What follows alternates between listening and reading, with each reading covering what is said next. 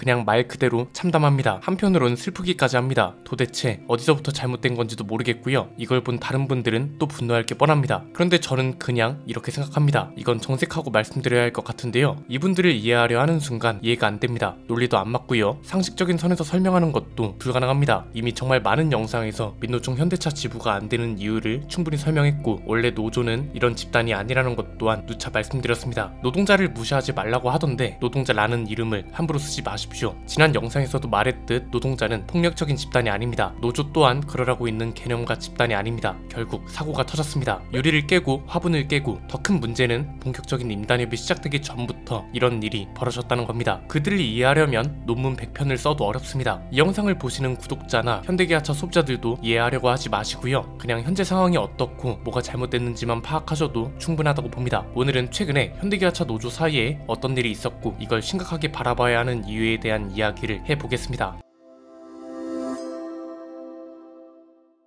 최근에 이런 기사가 나왔습니다. 현대기아차 노조가 올해 임단협이 본격화되기도 전에 위세를 부리고 있다는 건데, 여기서 위세는 무슨 말이냐? 사전적 의미로는 사람을 두텁게 하여 복종하게 하는 힘, 위험이 있거나 맹렬한 기세, 이런 걸 말합니다. 이런 표현이 쓰인 이유는 간단합니다. 이렇게 출입문 부근에 있는 시설의 창문을 깨부수고 화분을 깨부수는 일이 벌어졌기 때문입니다. 임단협이 잘 이루어지지 않아서 파업을 하는 거면 모를까, 지금 이건 임단협이 시작되기도 전에 난리가 났다는 거잖아요. 일단 이 일이 왜 벌어졌는지를 알아야겠죠. 방금 전에 보신 건 현대차 노조가 울산 공장 코일센터 출입문에 설치된 출퇴근 기록기를 파손하고 시설 창문 일부를 깨트린 모습입니다. 이런 일이 벌어진 이유는 간단합니다. 여기에 있던 경비원이 오전 6시 50분쯤 퇴근하려는 직원한테 퇴근 리딩 없이는 퇴근할 수 없습니다, 이렇게 안내한 게 사건이 발단이었다고 합니다. 왜? 일반 회사원들도 출퇴근 카드를 찍거나 앱으로 출퇴근을 기록하잖아요. 울산 공장은 공장을 출입할 때 카드 리더기에 사원증이나 출입 보안 카드를 인식시키고, 이건 이제 시설 보안을 위한 기본적인 조치 사항으로 되어 있다고 하는데, 현대차 노조가 여기에 불만을 품은 겁니다. 뭐라고 했는지 그대로 인용해 드리겠습니다. 폭력이다, 노조를 위한 폭거다, 과도한 검문 검색이다, 현장 탄압이다. 단체 교섭 기간에 현장을 옥죄는 이유는 조합원과 교섭위원, 집행부를 분리하려는 수작이다. 집행부의 분명한 입장으로 출입문 응징에 나섰다. 여러분은 이 말과 행동이 이해되시나요? 결국 출퇴근 기록 내지는 출입 기록을 문제 삼고 유리까지 깨버린 건데, 이게 상식적인 논리야 행동이냐 이거죠. 출퇴근 기록이 왜 폭력인가요? 직원은 회사에서 최선을 다해 일하고 회사는 임금을 주는 입장에서 직원이 근태 정도는 관리할 수 있는 거잖아요. 화장실을 못 가게 통제한 것도 아니고 출퇴근 기록이라는 건 굉장히 기본적인 거면서 다른 회사에는 너무 흔하게 있는 건데 왜 이게 폭력이고 폭거고 현장 탄압이냐 이겁니다. 이 사건이 있기 바로 전날에는 기아 노조에서 한바탕 난리가 났습니다. 오토랜드 광명 본관에서 화분을 깨고 라커 스프레이로 벽에 낙서를 하는 등 기물을 훼손했다고 합니다. 여기에 이제 뭐가 문제였냐? 사측이 미국 조지아 공장에서 EV9을 생산하기로 결정했고, 이게 단체 협약 위반이라며 반발하고 나선 겁니다. 실제로 국내 공장에서 생산하고 있는 모델을 해외 공장에서 병행 생산할 때에는 노사 간 의견 일치를 이뤄야 한다는 단체 협약 51조가 존재합니다. 그래서 기아 노조 측에서 뭐라고 했냐? 사측의 문제적 행동에 대한 책임을 묻는 절차를 강구할 것이다. 이로 인한 이후 모든 사태의 책임은 사측에 있음을 통보한다, 이렇게 말했습니다. 사측에서는 국내 공장 종업원의 고용 안정에 문제가 없도록 할 것이라고 했는데, 이런 일이 벌어진 건 이해가 좀 안 됩니다. 회사라는 게 정해진 대로만 움직일 수는 없는 거잖아요. 노동자들의 기본적인 권리까지 침해하며 그런 건지는 모르겠지만 전기차 시장은 지금 특히 어떤가요? 미국의 IRA를 정치적 목적까지 섞어가며 아주 강경하게 나오고 있고, 이 조치를 피해가려면 현지에서 전기차를 생산하는 게 불가피합니다. 그래서 여기에 대응하려고 작년 7월부터 조지아 공장에 2,750억 원을 투자해서 EV9 생산 라인을 구축했단 말이죠. 애초에 토요타나 폭스바겐, BMW, 벤츠, 테슬라를 비롯한 글로벌 자동차 회사들은 글로벌 공장 체계라는 걸 굉장히 당연하게 일반적으로 가지고 있습니다. 미국에서 잘 팔리는 건 미국 공장에서, 유럽에서 잘 팔리는 건 유럽 공장에서 이렇게 유연하게 생산하는 게 일반적인데, 이게 왜 문제가 되는 건지, 그렇다고 다른 브랜드들은 자국 공장 종업원들이 없는 것도 아닌데 왜 이렇게까지 하는지 이해가 안 되는 게 사실입니다. 최근에 언론들이 현대차는 5년 연속, 기아는 3년 연속 임단협 무분규 타결을 이어갔다, 파업 없이 임단협을 끝냈지만 이 기록이 깨질 수 있다, 한마디로 올해는 강경한 파업이 우려된다고 했던 이유도 여기에 있는 겁니다. 주 4.5일제를 비롯해서 여러가지 요구안을 확정했는데, 본격적인 임단협 시작 전부터 이런 불미스러운 일들이 발생했다는 건 노조가 올해는 굉장히 강경하게 나올 거라는 걸 미리 암시하는 거잖아요. 여기에 의문을 둘 수밖에 없는 이유가 있습니다. 지난번 영상에서도 말씀드렸던 것처럼 노조인지 모를 사람들이 이런 댓글을 단다고 했었죠. 너네도 부러우면 부러우면 노조 가입하면 되지 않냐 이런 거예요. 이걸 제가 뭐라고 해석해 드렸냐면 이미 부럽도록 누리고 있다는 방증이라고 했었습니다. 여기에 또 하나 해석이 추가되어야 할 것 같은데 부러우면 노조에 가입하라는 말은 이미 누리고 있다는 건데 어떻게 이런 짓을 할 수 있는 것이며 그렇게 불만이 많으면 오히려 반대로 노조에서도 탈퇴하고 퇴사하는 게 맞지 않나요? 출퇴근 기록까지 폭력적인 탄압이라고 생각된다면 그냥 퇴사하고 출퇴근 기록 안 하는 회사를 가는 게 맞죠. 본인들 입으로 폭력적인 회사라고 해놓고 이런 회사에 뭘 자꾸 요구하냐 이겁니다. 현대차가 진짜 노조 주장대로 폭력적이고 탄압적이고 비윤리적인 회사였다면 이미 해외 시장에서도 퇴출 대상이었을 겁니다. 인권을 중요하게 생각하는 미국이나 유럽 같은 선진국에서 그런 비윤리적인 회사를 그냥 뒀을까요? 정부가 나서지 않으면 현재 시민 단체들이라도 나서서 현대기아차를 규탄하고 난리도 아니었을걸요. 이게 그러니까 최근에 분석해드렸던 내용이 모두 맞아떨어지는 겁니다. 어떻게 보면 퍼즐이 맞춰지는 거죠. 노조가 어떤 주장을 하고 원하는 바를 얻으려면 데이터를 근거 삼아야 한다고 말씀드렸었잖아요. 여기에 데이터는 공장의 생산량, 효율, 더 나아가서 불량률이 얼마나 줄었고 이런 것들을 말하는 거겠죠. 공장은 매출과 영업이익 같은 실적이 무조건 잡히기 때문에 이런 데이터도 없을 수가 없습니다. 그런데 또 노조인지 모를 사람들이 그런 데이터가 어딨냐, 데이터는 사측에서 관리하지 노동자는 모른다 이런 말을 하더라고요. 그런데 출퇴근 기록마저 폭력이고 탄압이라 하는 걸 보니 데이터를 사측에서 관리하는 게 아니라 애초에 기록을 하지 않는 것 아니냐 이런 의문도 충분히 들 수 있을 것 같습니다. 데이터가 없을 수 없고 만약 없다면 만들려는 노력 정도는 할 수 있는 거잖아요. 초등학생들도 용돈을 받으면 부모를 설득하고 시험 성적을 일정 수준 이상 높이겠다는 약속도 합니다. 그런데 이런 기본적인 설득과 약속도 없이 상여금 900%, 주 4.5일제 이런 걸 바라는 건 너무 욕심 아니냐는 거죠. 자꾸 이런 비판을 가지고 노조를 악마화한다. 너희도 어디 가면 노동자면서 왜 회사 편을 드냐 이러는데 노조는 문제가 아닙니다. 흔히 말하는 강성 노조가 문제인 거고 노조든 노조가 아니든 회사 기물을 파손하는 건 문제 아닌가요? 자신들이 하는 말과 행동으로 정상적으로 활동하고 있는 노조까지 악마화하고 있다는 생각은 안 드는지 모르겠습니다. 자, 임단협 전부터 왜 이런 일이 벌어졌냐? 간단합니다. 올해 임단협에서 절대로 물러나지 않을 거라는 일종의 경고라고 보시면 됩니다. 정치인들도 보면 선거 직전에 상대 당을 아주 강한 표현과 언어로 공격하잖아요. 비슷한 거라고 보시면 됩니다. 이게 참 안타까운 이유가 서로 강경하게 나온다고 해서 원하는 바가 무조건 이뤄지는 건 아니거든요. 물론 당장 눈앞에 있는 건 이뤄질 수 있죠. 그러나 그럴수록 미래는 어두워지는 겁니다. 빛이 강하면 그림자는 짙다고 하잖아요. 현대차는 이미 암묵적으로 결단을 내린 것 같지 않나요? 물론 100% 국내 상황 때문에 그런 건 아니지만 로봇 도입도 늘리고 있고 해외 공장도 이젠 단순 생산에서만 그치는 게 아니라 아예 생산 기지화를 목표로 움직이고 있습니다. 이건 해외 시장 상황까지 고려하면 어쩔 수 없는 조치인데 이럴 때일수록 노동자들의 가치를 높이고 이걸 회사에서 인정할 수밖에 없게 만들어야 합니다. 이런 건 단순히 강경한 태도와 폭력적인 행동으로 증명할 수 있는 게 아닙니다. 최근에 토요타가 아주 참고하기 좋은 사례를 만들었잖아요. 토요타는 노동자들의 공로를 인정하고 회사가 노동자들한테 미안한 마음에 정년을 연장해주고 이런 방향으로 가고 있습니다. 그런데 이렇게 되기 전에 어떤 조건과 노력이 있었냐? 토요타는 현장의 8대 낭비를 정하고 있습니다. 여기에는 뭐 과잉 생산인 낭비, 동작의 낭비, 불량 생산인 낭비 이런 것들이 있는데 종업원들은 이러한 낭비들을 제거하는 기법을 배우고 실제로 실천해서 공장 효율도 높이고 품질도 높이고 적자도 없게 만든다고요. 아예 토요타 종업원들은 이러한 8가지 낭비에 시간과 노력을 쏟는 건 고객에 대한 죄악이라고 교육을 받고 실제로 그렇게 여기면서 일한다고 합니다. 이렇다 보니 숙련 인력이 부족하다는 이유로 65세 이상 재고용을 확대해서 70세까지 일해달라고 회사에서 직접 발표를 한다고요. 그러니까 이게 지금 누구를 위한 노조냐 이겁니다. 애초에 노조라는 걸 이렇게 부정적으로 보이게 만든 건 누구인지 왜 이렇게 된 건지 당사자들은 생각하지 않겠지만 바라보는 제3자들은 제대로 파악하고 인지할 필요가 있어 보입니다. 칼 마르크스 할아버지가 말했습니다. 사회 계층의 양극화는 체제 붕괴의 필요 조건이 된다. 노조의 극단적인 정책은 결국 노조라는 집단과 체제가 붕괴되는 필요 조건을 만드는 꼴이고요. 사회의 부정적 집단으로 이미 낙인을 찍힌 와중에 노조가 아닌 사람들을 적으로 만드는 결과를 초래할 겁니다. 데이터로 증명하면 됩니다. 그게 그렇게 어려우면 요구도 하면 안 되는 거 아닐까요? 오늘 내용은 여기까지입니다. 내용이 유익하셨다면 구독과 좋아요 알림 설정 부탁드립니다. 지금까지 저는 안피디였습니다. 감사합니다.